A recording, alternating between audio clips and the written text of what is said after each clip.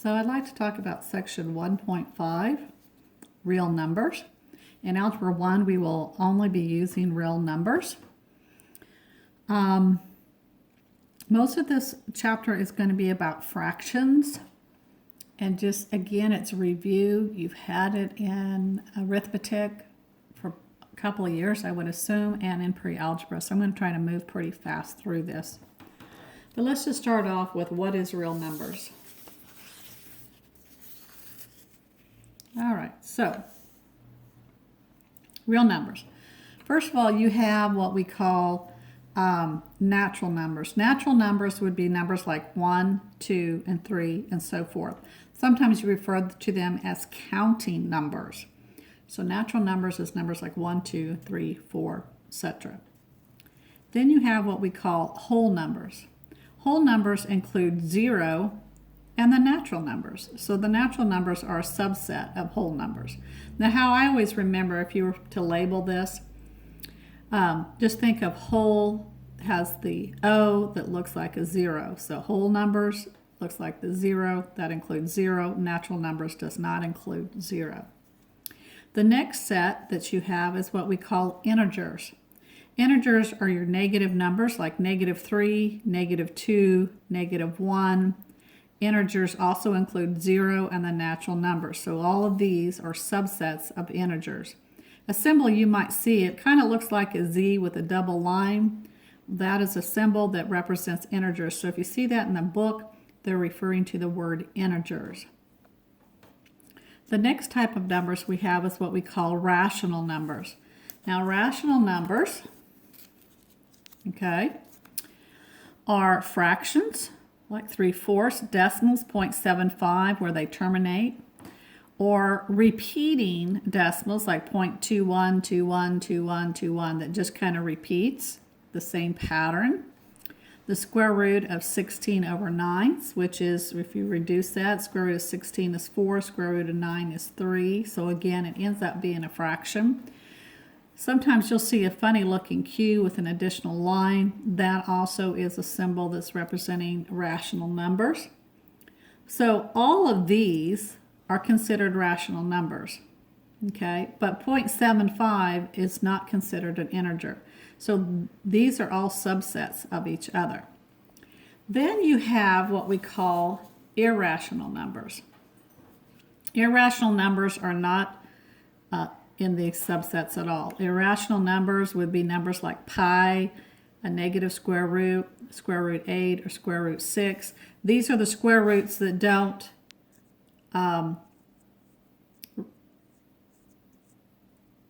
aren't perfect squares, okay? And then we have the square root of 2/5. These are not perfect squares. A lot of times you'll see pi is actually 3.14, and it's actually numbers that continue out further and further. For example, if you were to take square root 6 and put it on the calculator, you would get the number 2.4494897, and it would continue to go on and on and on. So these are irrational numbers. Now, all of these together is what we call real numbers. So we will be working with real numbers in Algebra 1, all these types of numbers. The numbers we will not be working with is imaginary numbers, and I'm not going to cover those today because we're not going to be using them in Algebra 1.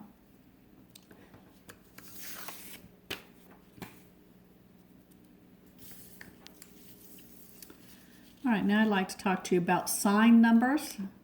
Sign numbers are positive and negative numbers. It does not include 0. 0 is neither negative or positive. There is a corresponding negative number for each natural number. So if we look at this number line, for every natural number 1, there's a corresponding negative number, which is a -1. For this 2, there's a corresponding number, -2, 3, -3, and so forth. What you need to realize is that these corresponding numbers are the same distance from 0. So if I wanted to know what was the distance from 0 to 1, it would be 1 unit. If I wanted to know what was the distance from 0 to -1, it'd be 1 unit. So they both are the same distance, from 0. If I want to know the distance from 0 to positive 3, it would be 3 units. If I want to know the distance from 0 to negative 3, it would still be 3 units. If I was to measure this, it would still be 3 units. So they're the same distance.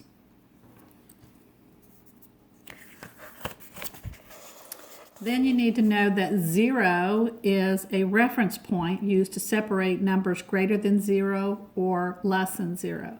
So 0 here, this is 0, is a reference point. Anything to the right is greater than 0. Anything to the left is less than 0. So 0 is also a reference point.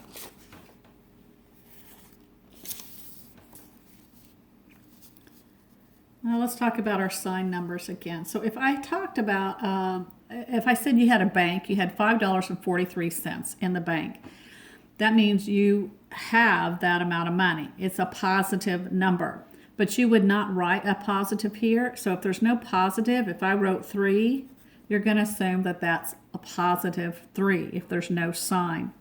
If you're in the hole, and you owe $5.43, then you would have to include the negative sign to indicate that you are in the hole. Then when you're talking about stock price changes, okay, with stock price changes, this is a profession or a professional field where they do require you to put the positive signs. So if the price change, you would say is a positive 38 points or it's a negative 38 points. So this is one professional field where you would need to put the positive. Otherwise, if you're talking about money or feet or whatever, if you're talking about 3 feet, you would not need to write a positive in front, which is just automatically assumed. Now turn to page 16, section 1.5a, and we're going to read those examples out. I did not want to write them due to there are a lot of verbiage there. So if you look at page 16, example 1.5a, it says express each quantity as a sign number. So the first one says a temperature of 100 degrees Fahrenheit. So it is 100 degrees Fahrenheit. It is a positive. You don't need to include the positive, and that's how you would write it. B says a temperature of 30 degrees Fahrenheit below 0. 30 degrees Fahrenheit below 0. So you would write a negative out there. And a lot of you have seen the little weather gauges or temperature gauges. So you might have like 100 degrees up here. This might be your 0. And then down here might be your negative 30. Okay, so you're reading the meter here. So if it's below 0, it's a negative. If it's above 0, or they just give you a temperature, then it's a positive. And C, it says a profit of $120. Well, you're talking about money, a profit, so it's going to be a positive 120. D says a loss of $35, so you've lost $35, so you have to indicate that with a negative. Now E says a 20-point gain to the stock market. Now remember, they're talking about stock market, the stock. So when you're talking about the stock market, that is one of those fields where you do have to put the positive. So it says the 20-point gain, so plus 20. And then it talks on F, it says an 83-point loss in the stock market. So it's a loss in the stock market. So that's how you would write those. The other thing you need to realize is that we have what we call sign numbers of fractions. You can put the negative right there in front of the fraction bar. You can put the negative in the numerator, or you can put the negative in the denominator. Each one of these means negative 2/3. They are all equivalent, okay? So it doesn't matter where you put that negative sign when you're talking about your fractions. They all mean the same thing. This will be an advantage to you later on when we get into some more algebra, where you can decide if you want to put the negative in the top or the bottom and so forth. But just realize that they all mean the same thing. All right, now Before adding and subtracting fractions, okay, you must have a common denominator. We call that the least common denominator. So before adding or subtracting fractions. Now I'm assuming you already know how to add and subtract fractions, so let's look at one example real quick.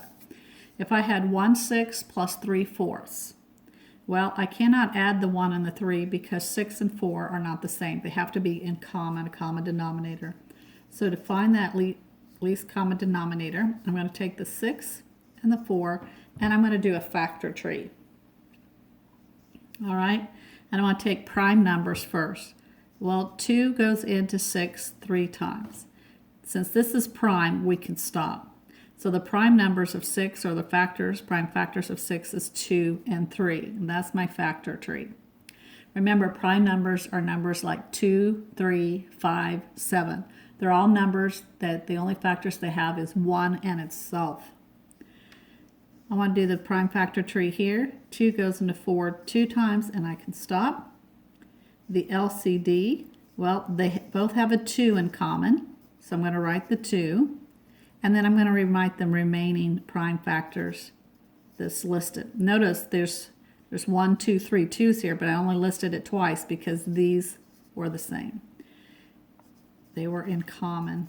Now multiply 2 times 3 is 6. 6 times 2 is 12. So my least common denominator is 12.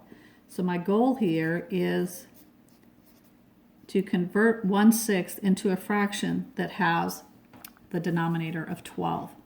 You do that by asking yourself, okay, what do I multiply 6 by to get 12? Well, I multiply it by 2 because 2 times 6 is 12. Therefore, I must multiply 2 on the top. 2 times 1 is 2 to get my numerator. Remember, 2 divided by 2 is 1. 1 times anything is anything. You haven't changed the value. You could say 3 divided by 3 is 1. A million divided by a million is 1, right? So this is like saying 1 times 1/6. So you're not really changing the value. If you were to reduce 2 12ths, it would reduce down to 1/6. So these are equivalent fractions. Same thing for this side. All right. What times 4 gives me 12? Well, 3. So then I've got to multiply 3 on the top. So 3 times 3 gives me 9 for my numerator. Now I have equivalent fractions with a common denominator, and I can add that, and 9 plus 2 is 11, and my answer is 11/12. All right. Next one. We have 1/8 plus 5/6, so we got to do our LCD, right? We have 8 and 6. Do my prime factorization tree. I've got 2 goes into 8 4 times. This is not prime, so I've got to go again. 2 goes into 4 2 times. This is prime, so I can stop. And we did this one earlier. So now my LCD, well, they both have a 2 in common. So I'm going to write that 2. And then they have 2 2's here. 1, 2, and a 3. 2 times 2 is 4. 4 times 2 is 8. 8 times 3 is 24. So my LCD is 24. So my goal is to write these fractions with a common denominator of 24. So what do I multiply 6 by to get 24? Right? Well, 6 times 4 is 24. So I'm going to make this 4 over 4. So 5 times 4 is 20. On this side, what am I multiplying the 8 by to get 24? 3.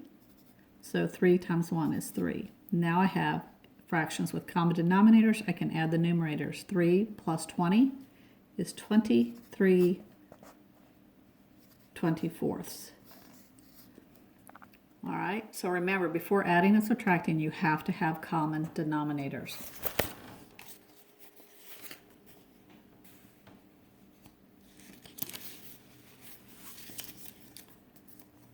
All right. Fractions should be reduced. So they're always written in the lowest term without any common factors between the numerator and the denominator. How do you reduce a fraction? You factor and then you cancel the common factors. Okay? So for example, if we had 10/15, to reduce this fraction, I'm going to factor it. 2 times 5, and 3 times 5. When I factor those out, I look at common factors. They both have a common factor of 5. So 5 divided by 5 is 1. So this can become a 0, it becomes 1. That's really what it becomes, all right? We say cancel out. A lot of people think that cancels out and becomes 0, but it's not. It's really becoming 1. And then 1 times 2/3 is 2/3. So I now have reduced that fraction. Let's do some examples. Oh, before we do some examples, if you see the table on table E on page 17, table E on page 17, they give you some helpful hints on how to determine what are some possible divisors in numbers. The first one, the divisor is 2. So I give you an example here of 72. If you have an even number, if it's 72, 74, 76, 78, if it's an even number, it's always divisible by 2. Right? 72 divided by 2 is 36. If you wanted to know if a number is divisible by 3, right?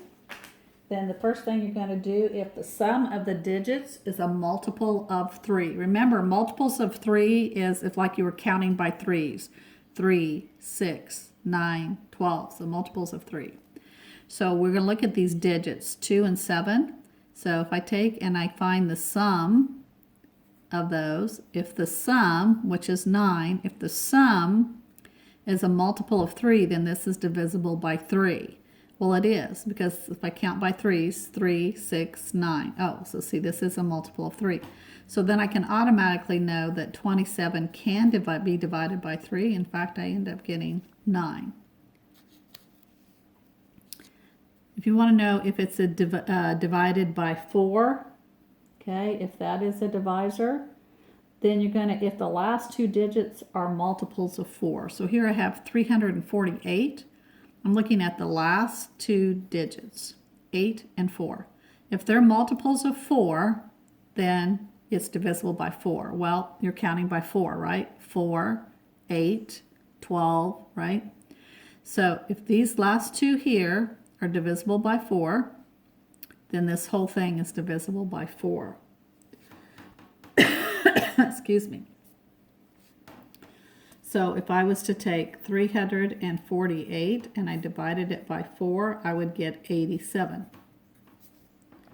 This number could have been 1,348. If the last 2 digits, okay, are multiples of 4, then you know this whole number, 1348, is also divisible by 4. Okay, you can divide that out and it works.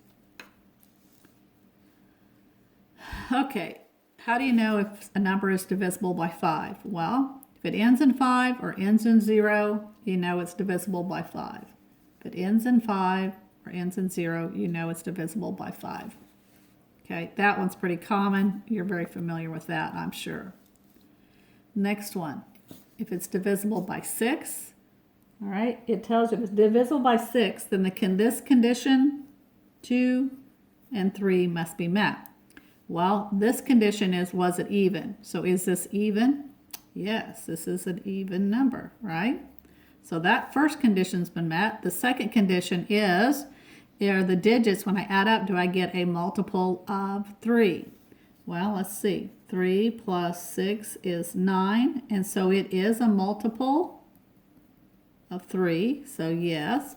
So if these 2 conditions exist, then you know that this number can be divided by 6. 36 divided by 6 actually is 6, right? Okay. Next one. Divided by 9. How do you know if a number is divided by 9? It tells you if the sum of the digits is a multiple of 9. So I'm going to take the sum of these, 1 plus 2 plus 6, and if I add them up, they do add up to 9. And if they're a multiple of 9, meaning 9, 18, 27, so forth, if it's a multiple of 9, then they are divisible by 9. So you can take 126 and divide it by 9, and it will divide in there equally. It becomes 14. The last one is, how do you know if a number is divisible by 10? Well, if it ends in 0, it's always divisible by 10, because you know that 32 times 10 is 320. So 320 divided by 10 is 32. Okay, so that table is some helpful ways for you to figure out if a number can be divided by any one of these divisors. The only way you're going to be familiar with this is if you keep this chart in front of you and you just practice using it and using the rules. So we're going to do some of that.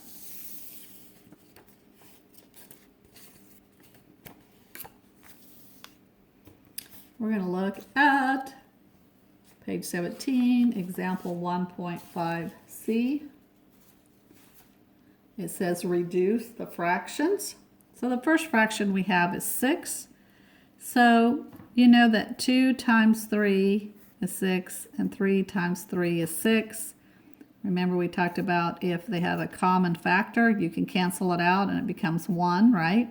And then 1 times 2/3 is 2/3. So this fraction reduced is 2/3. Pretty easy on that one. The next one, well, if you remember on your table E, it says if a number ends in 5 or ends in 0, then it is what? Divisible by 5. So I know that I can take 5 into each one of these. All right? And 5 goes into 75, 15. 5 goes into 90, 18. So these reduce. But I look again. Always look again and say, can this be reduced again? All right? Well, we know that this, if we look at our chart, if the sum of the digits are multiples of 3, well, 5 plus 1 is 6. 6 is a multiple of 3. 8 plus 1 is 9. 9 is a multiple of 3. So I know that these are divisible by 3. Because 3 times 5 is 15. 3 times 6 is 18. Again, this cancels to 1. And you end up with 5, 6. Ask yourself, can you reduce this fraction again? You cannot. So you've now reduced this fraction down to 5, 6. All right, now you want to know, okay, well this ends in 0, so it's divisible by 5, it's divisible by 10. This one is not. This one's not even, so it's not divisible by 2. It is divisible by 3, right, and 9. But these don't have anything in common, so it doesn't reduce. That's going to be your answer. It's already reduced. Let's look at another example. 37. All right? Well, this is divisible by 2 because it's even, but this one is not even. So let's try 3. Remember? 3 is if the sum of the digits is a multiple of 3. Well, 6 plus 3 is 9. 9 is a multiple of 3. 7 plus 2 is 9. 9 is a multiple of 3. So I know that they're both divisible by 3. In fact, I know that 3 times 9 is 27, and 3 times 12 is 36. Okay, these cancel.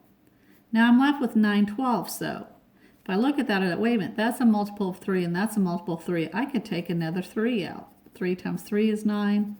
3 times 4 is 12. Cancels, and I'm left with 3 4ths. Can this reduce again? No. Now, some of you may have looked at this and go, oh, wait a minute. What if this was a multiple of 9? How do I know if it's a multiple of 9? Or, I mean, if it's divisible by 9? Well, if the sum of the digits is a multiple of 9, well, I told you when I added this up, I got 9, and when I added this up, I got 9. So instead of doing all this, you could have just simply did this. 9, 9, and that would be 9 times 3 is 27, and 9 times 4 is 36. And so these cancels, and you end up with 3 4ths. All right, so some of you may have taken just the lower number. Some of you may realize that it is divisible by 9 and got there a lot faster. Either way is okay. All right? All right, now, To write a fraction as a decimal, you divide the numerator by the denominator. So how are you going to take and turn in a fraction into a denominator? All right, so let's look at an example here. Here I have 3/8, and I want to write this as a decimal.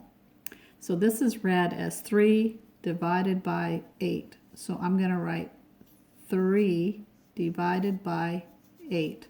Some people get confused. Does the 8 go inside or does the 3 go inside? I always made it a habit to write it as I say it. 3 divided by 8. 3 divided by 8. And that helps me in getting the numbers correct. Okay, so now we're going to divide this out. 8 does not go into 3. My decimal's right here. I'm going to bring my decimal up. 8 will not go into 3, so I'm going to add a 0. Will 8 go in, excuse me, into 30, right? Well, it goes into there 3 times because 8 times 3 is 24. Then I'm going to subtract, and I end up with 6. Will 8 go into 6? No. So I'm going to bring down another 0. Will 8 go into 60? Yes. 7 times, right? 8 times 7 is 56. Subtract, and I bring down, right, a 4. Will 8 go into 4? No, so I'm going to bring it down, but 8 will go into 40 5 times. And I end up with now 0 as a remainder. So 3/8 written as a decimal is 0.375.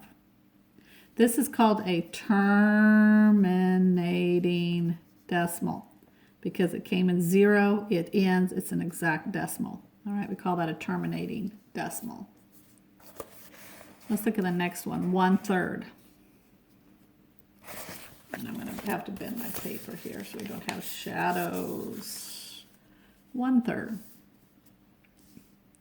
1/3, do it the same way. This is 1 divided by 3. 1 divided by 3.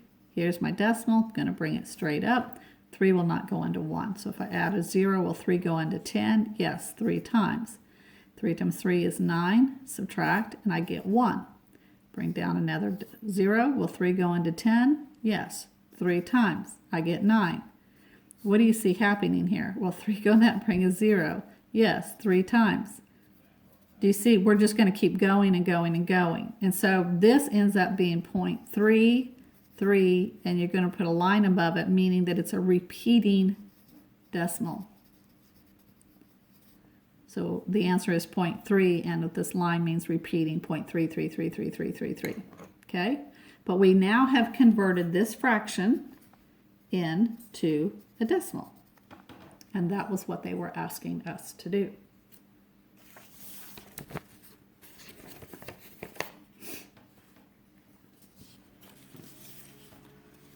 All right, so now we're going to convert decimals to a fraction. So now we're going to do the opposite. They're going to give us a decimal, and we're like this. They're going to give us a decimal, and they want us to convert it to a fraction. Well, recall, we just did this one, 3/8 equals 0.375, right? We just did that where we were given the fraction and told to convert it. Well, now they're going to give us the decimal, and you've got to convert it to a fraction. So how do we do that? Well, first of all, you ask yourself, how many numbers behind the decimal? 1, 2, 3. There's 3 numbers behind the decimal, so I'm going to go 1, 2, 3. I'm going to put 3 zeros for every number behind the decimal, and then put a 1 in front. Then I'm going to take this number and put it in my numerator without the decimal. I now have a fraction. So 0.375 is the same thing as 375 over 1,000. But remember, you must always reduce your fractions. So this would not be your final answer. You've got to reduce. So you realize that we know that this ends in 5, ends in 0, so I know it's divided by 5, or a divisor of 5, right? 5 times 75, and 5 times 200. So these cancel out. Again, it ends in 5 and ends in 0, so I know I can take another 5 out. 5 times 15 and 5 times 40 is 200. These cancel. ends in 5 and 0. I could take another 5 out, right? 5 times 3 and 5 times 8. And when I get done, I end up with 3/8, right? So 3/8. If I was given this, asked to convert it into a fraction, I get 3/8. Is that true? That's what we got, isn't it? And I'm sorry for the noise outside. Someone's decided to, I don't know, do yard work. Okay. So now we have example 1.5D. Again, they're giving you a decimal. They want you to convert it into a fraction. So if there's two numbers behind the decimal, you're going to put 2 zeros and a 1 in front. Take that and write that number without the decimal. Now you have a fraction. Now you just need to reduce that fraction. This is an even number. This is an even number. So you know that they're both divisible by 2. So we're going to factor out a 2. This reduces and you end up with 17/50. I've now converted the decimal into a reduced fraction. Next one they gave you was 1.2. So how many numbers behind the decimal? 1. So I'm going to put 1 0 and then the 1 in front. And then I'm going to write this number without a decimal. And then I'm going to reduce. These are both even numbers. So I'm going to take 2 times 6, 2 times 5. These cancel out to be 1, and you end up at 6/5.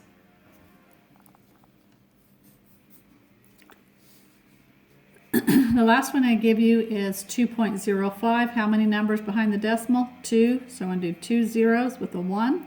Then I'm going to write the number on top without the decimal. So now I have 205 hundredths. And I'm going to reduce. This ends in 5, ends in 0, so I know it's divisible by 5.